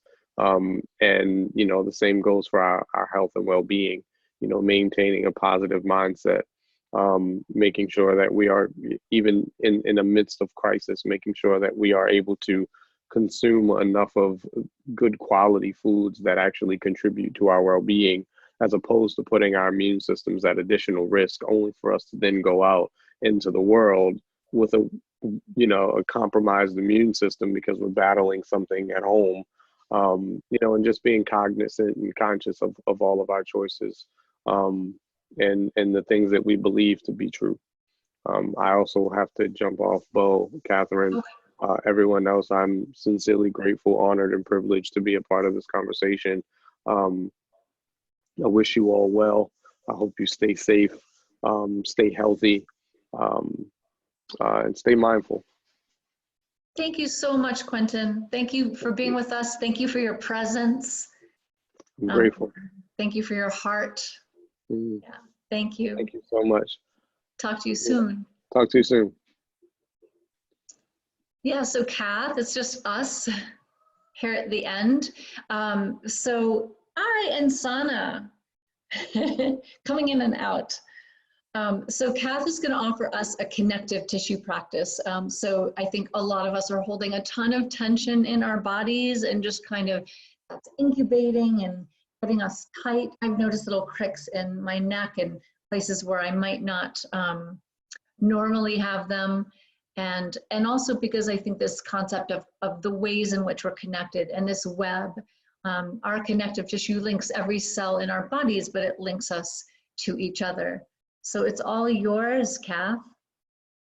Thank you, Bo. And I'll just I'll also say that thanks for mentioning the element about productivity. You know, I'm as some of you on this call might be, introverted. So the idea of staying at home is not exactly threatening on its face. And the idea of getting a lot of stuff done and making lists, and certainly that spills over into how I parent. This whole idea of like, I'll organize and we'll get through this task. And I think one very beautiful thing about children is that they show you that these constructs just don't work. So as much as we can, just allow yourself to know that you're doing enough and that your children have everything they need. In fact, they probably have more of you than they normally would. They have your presence. And if we can extend that out to our neighbors in the ways that we can and into the larger community, I think that matters more than anything that we would put on a list. So I just wanted to acknowledge that that's something that I'm reminding myself of.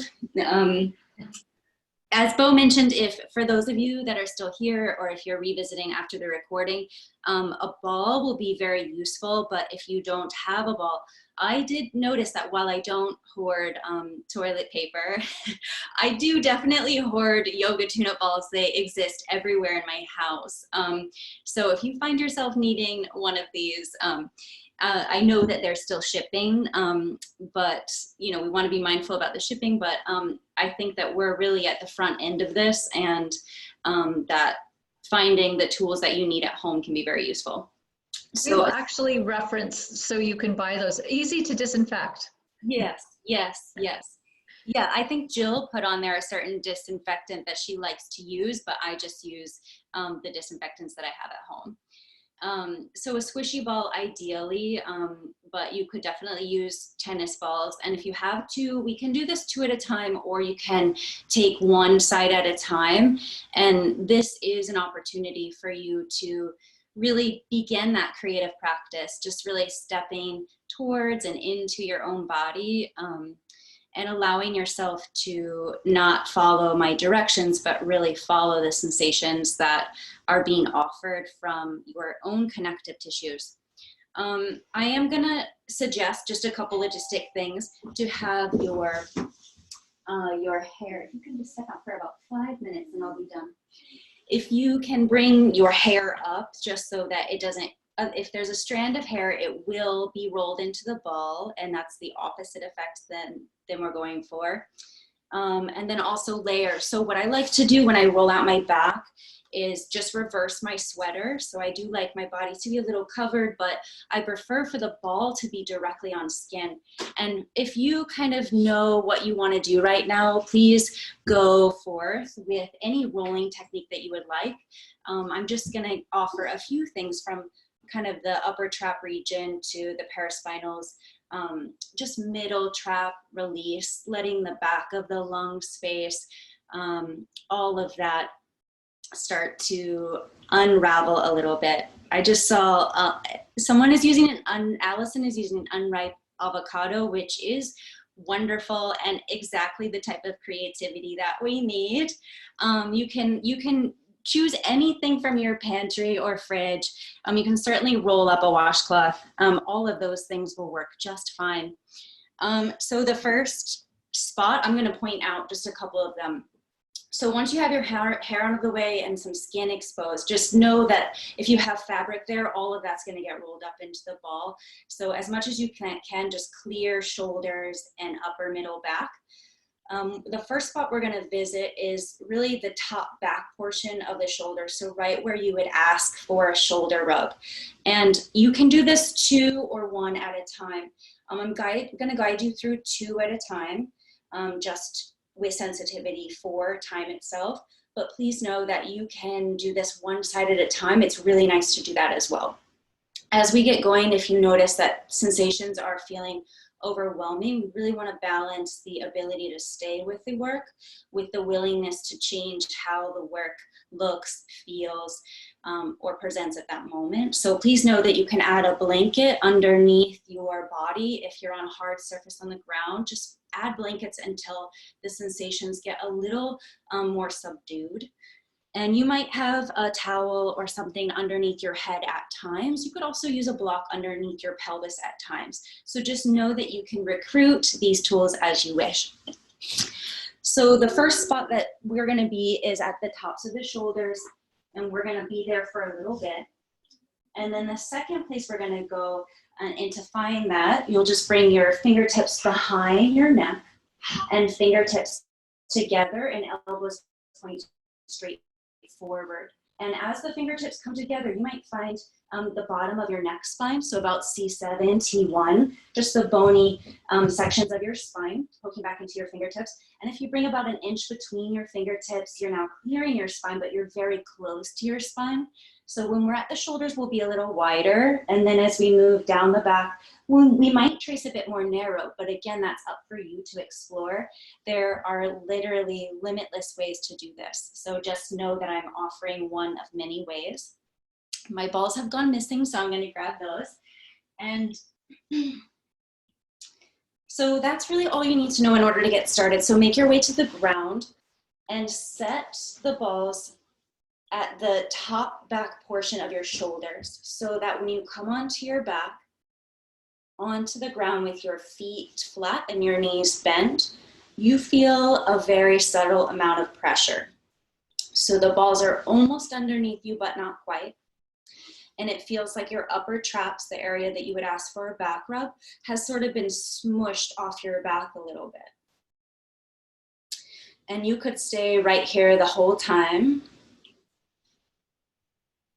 And before we do anything, just take a moment to notice what you feel. Maybe asking yourself if I'm in my body, and to what degree, and with what qualities am I residing here.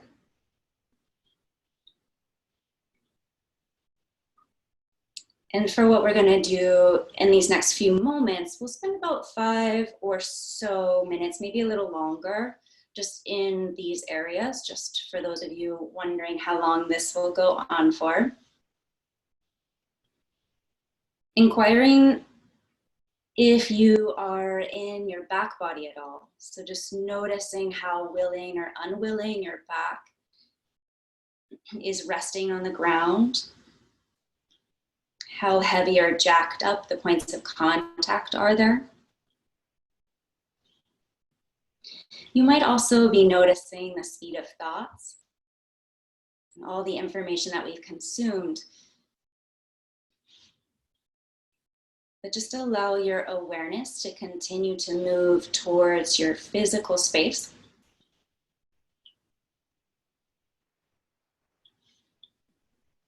So you're just taking this little check-in with the little, very subtle amount of pressure from the balls, and beginning to connect to your inhales and your exhales with a little bit more intention.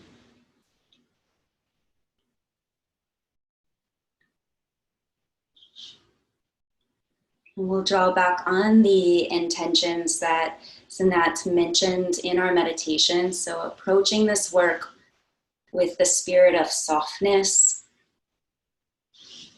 acknowledging tenderness as we work together, and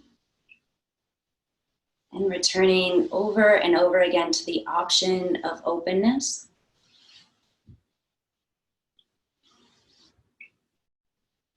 You might already be noticing shifts in what you feel and how you're breathing.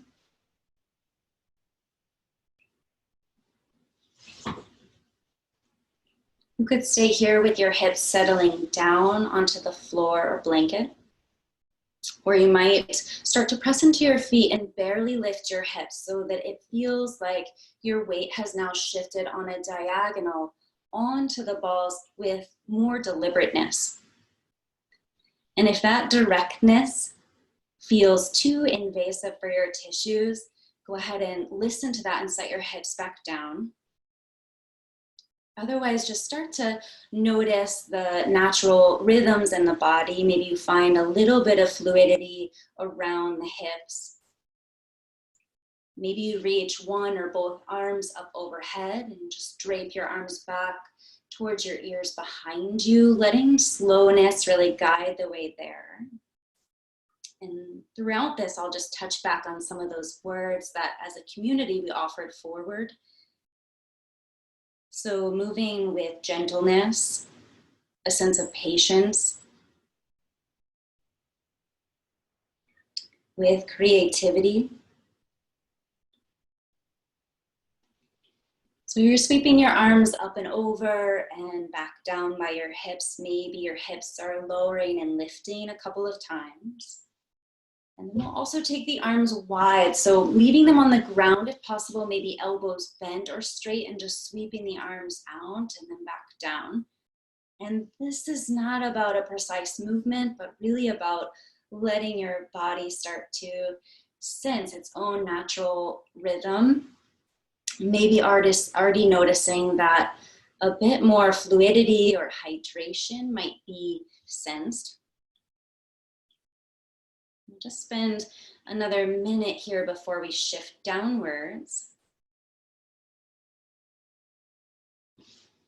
You may leave your arms up towards the ceiling and just like seaweed drape your arms from one side to the next. And you might notice that your knees naturally want to rock the opposite way. So it's a bit like a sway through the whole body, the way that you would rock to soothe someone that you love.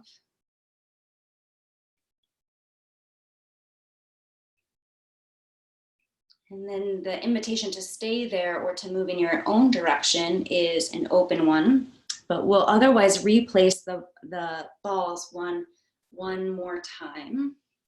So you'll most likely need to lift up, and this is that second place, kind of further down the back, right where the shoulder blades start, and more narrow now, but clearing the spine, so clearing the spine. And then you'll come back down onto your back. And this time we'll hold the hands behind the head if that feels good. And just take a moment to teach your arms to really hold the weight of your head. Let your head fall back into your hands. And you might just stay right here, or a very gentle chug up and down. Your hips could barely lift up so that you just clear the floor a little bit as you chug an inch up and down.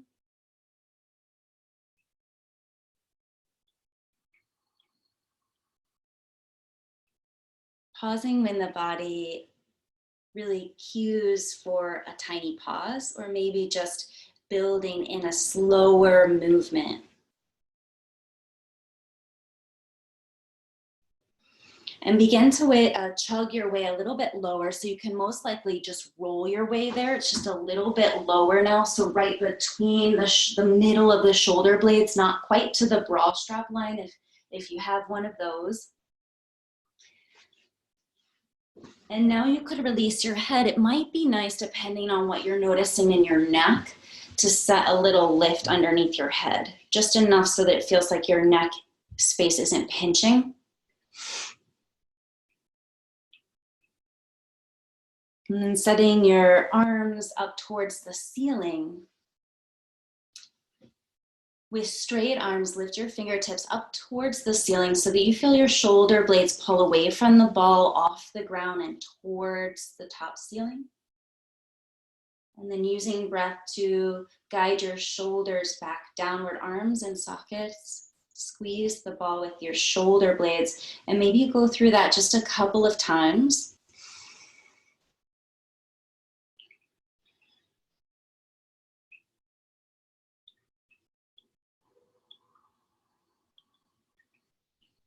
The next time that you lift your arms up towards the ceiling, wrap your arms across your front body like a hug. And a bit like we were doing with the straight arms earlier, just let your elbows move around. So you'll feel a little restricted in that movement, but just let it feel like a squirm or a wiggle. Let your knees, your hips respond to this rhythm.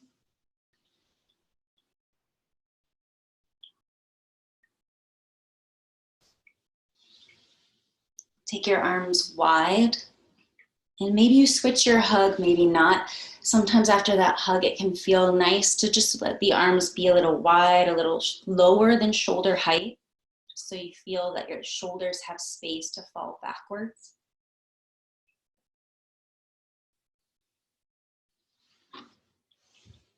And the invitation to stay there or move in your own direction remains open. Otherwise, we'll take our last stop, rolling the way down 1 more inch or so to the bottom tips or blades where they would be if your ball's widened enough. So now towards the sports bra strap area. And resting on your back. Maybe less movement is needed here, but maybe you do take a little bit.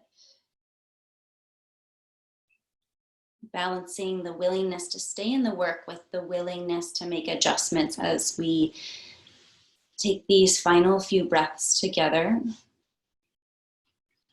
With your knees still bent and your feet flat, the most gentle rock of your pelvis forward and back can aid in rolling on the ball without too much effort.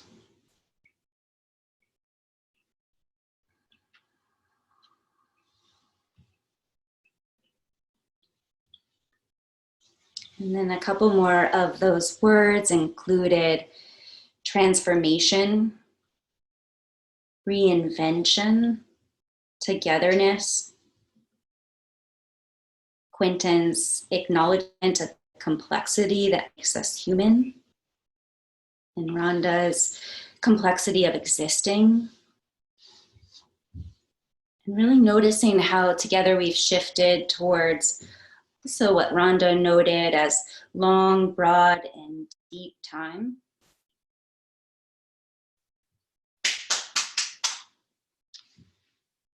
And then at some point you might remove the balls and we'll meet again on our backs, just taking a very quick check-in.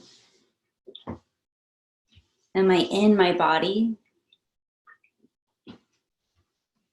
To what degree? Is my back body a more welcoming place to exist? And allowing these inquiries to not demand answers. Noticing if things have shifted, but sort of not scripting that they must.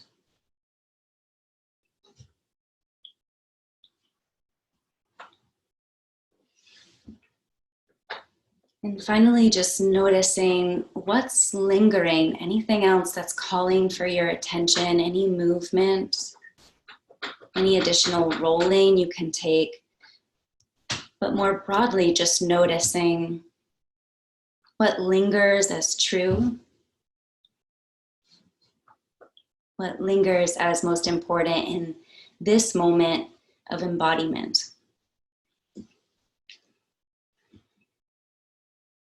And with gratitude, I'll just move back towards Bo and say thank you for moving with me. I didn't even do that in this moment, just so that I could speak into the computer and not get foggy on the balls, which I definitely do. But I still feel the energy and the connectedness of the work together.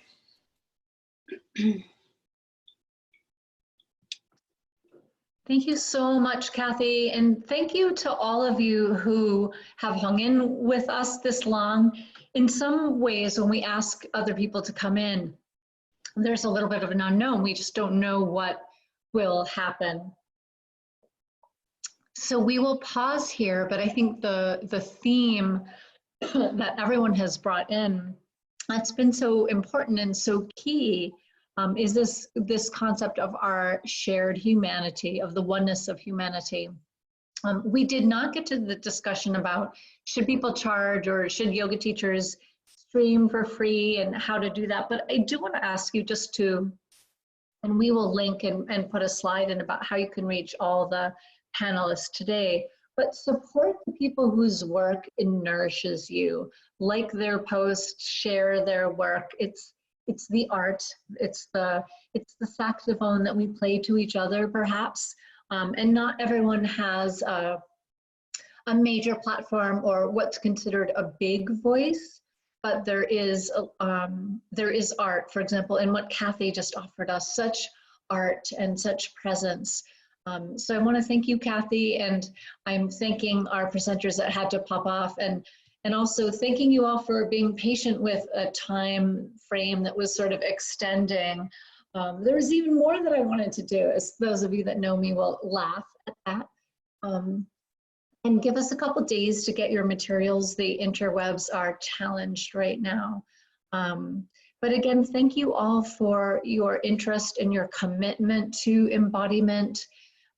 We are at a new time. We're creating something totally unprecedented, and we can do this. I feel that we were made to do this. We were made to rewrite the way that we've been conceiving of our humanity and who we consider to be part of our group, and really expanding even to considering why we're in the position we're in and how connected we are to Earth. So I think the theme is connection, and what Kathy just helped us embody is this idea that how we tend our body, how we tend our connective tissue, even for 10 minutes, can have a major impact on our well-being and then the well-being of people around us. I love, Kath, the way you described how you weren't actually doing it yourself, but you felt its benefits.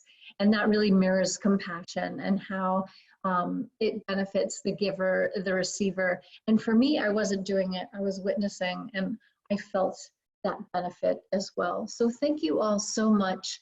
Please be safe and well. Continue to go in and out, as we did today, of embodiment and panic and hardness, and back to hydration and acknowledging everything that is happening. So from our hearts to yours by Sana, thank you for sharing your mom with us. We're so grateful for that. And to all my fellow panelists, some of whom are not, are off child caring in different ways, thank you, thank you. I'm filled with gratitude, and also especially because we threw this together in just probably under 2 days. This is a creation. We're not aiming for perfection.